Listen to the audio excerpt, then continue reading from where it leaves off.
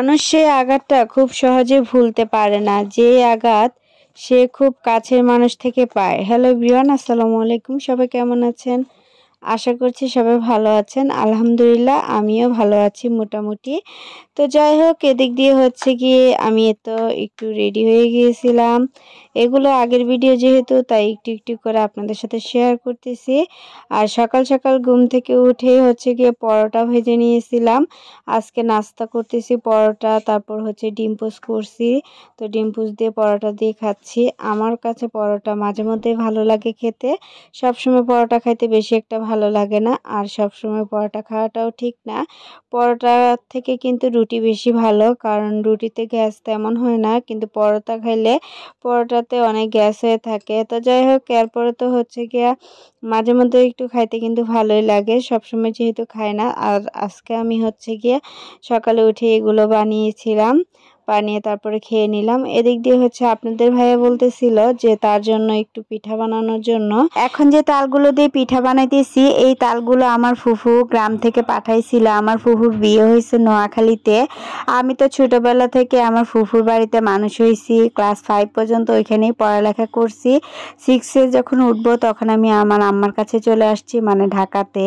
তো যাই হোক, এদিক দিয়ে হচ্ছে গিয়ে এই যে তালগুলো দেখেন, একেবারে কিন্তু গাছের অরিজিনাল তাল, এখানে কোনো ভেজাল নাই। আর এই তালগুলো সুস্বাদু হয়ে থাকে অনেক, মানে অনেক তাল আছে যে তেতো লাগে, কিন্তু এই তালগুলো কিন্তু কোনো রকমের তিতা লাগে না। এগুলো মিষ্টি তাল, আর খেতেও খুব সুস্বাদু। আর দেখা যাইতো যে আমি যখন আমার ফুফুদের বাসাতে থাকতাম, তখন হচ্ছে কি আমার ফুফাতো বোন আর আমরা দুইজনে হচ্ছে, আমাদের ফুফুদের তো 8টার মতো রুম আছে, মানে তাদের বিল্ডিংয়ে 8টা রুম। তো যে রুমটা, লাস্টের রুমটার সাথেই হচ্ছে গিয়ে তাল গাছ ছিল। ওই রুমটাতে আমি আর আমার ফুফাতো বোন আমরা দুইজনেই ঘুমাইতাম, যখন আর কি তাল পাকার মানে সিজন আসতো তখন।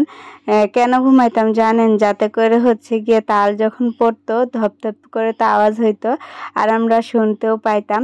আর যখনই শুনতাম যে ধপ করে আওয়াজ হয়েছে, তখনই দেখা যাইতো যে আমরা বের হয়ে, দরজা খুলে বের হয়ে তারপর তাল নিয়ে আসতাম।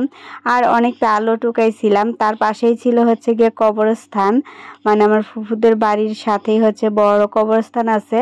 ওই কবরস্থানেও হচ্ছে গিয়ে আরো অনেক তাল গাছ ছিল, ওইখানেও আমরা হচ্ছে গিয়া আগে প্রথমেই হচ্ছে আমার ফুফুদের এখানে পরে নিতাম আইসা।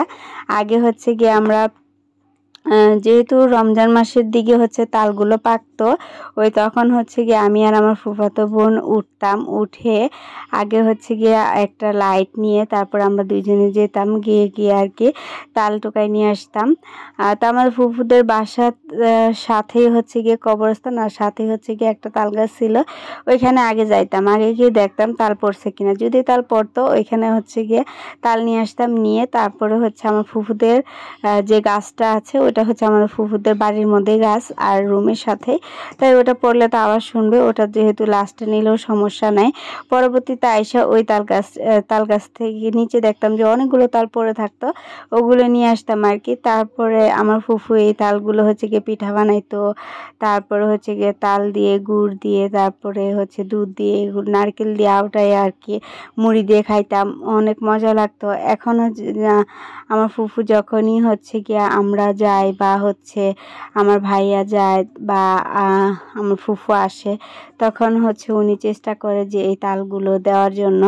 তো এবার আমার ভাইয়া গিয়েছিল ওই দিকে গাড়ি নিয়ে নোয়াখালীর দিকে। তো আমার ফুফুদের বাড়িতে গিয়েছিল, যাওয়ার পর হচ্ছে আমার ফুফু কিছু চালের গুঁড়া দিছিল, আর হচ্ছে 2টা তাল পাঠাইছিল। তো এই তালগুলোই হচ্ছে গিয়ে আমি আবার সুন্দর করে নিয়ে ফ্রিজে রেখে দিয়েছিলাম, আর এই যে এখন হচ্ছে বানাই খেতেছি। আর এই তালগুলো বেশ কয়েকদিন থেকে হচ্ছে পিঠা বানাই খাইতেছিলাম, এত মজা কি বলবো। ফ্লেভারটাও হচ্ছে সেরকম। ঢাকা থেকে যতই তাল কিনে না কেন, আমার কাছে কেন জানি এই তালগুলোই বেশি খেতে মজা লাগে।